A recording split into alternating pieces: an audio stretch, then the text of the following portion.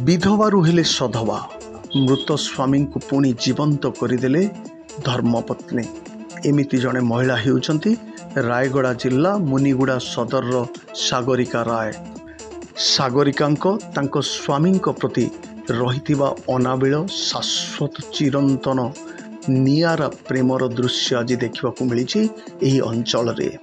सूचना अनुसार 2001 मसीह कलिकता ठारे सागरिका राय और समीर राय को वैदिक रीतिनीति अनुजाई बाहागर होइतिला।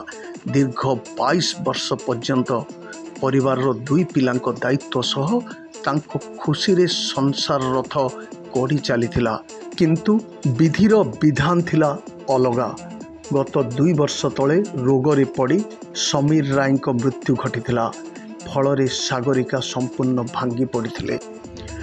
स्वामी मृत्यु को सहजरे ग्रहण करि नथिले सुद्धा जड़े पुओ और जड़े झीर माँ हिसाब रे तांको उपरे रहिथिला अनेक कर्तव्य और दायित्व।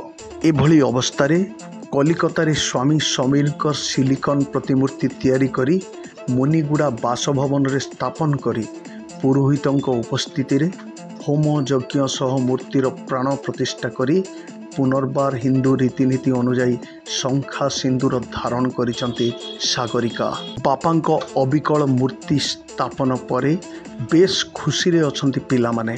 7 जन्मर साथी को गोटे जन्म रे अधारू छाड़ते बा केमिति धर्मपत्नी। तेबे यह बोधे स्वामी स्त्री मध्य रहिथिबा प्रकृत शाश्वत चिरंतन संपर्क बोली एबे जनसाधारण रे आलोचना हेउछि।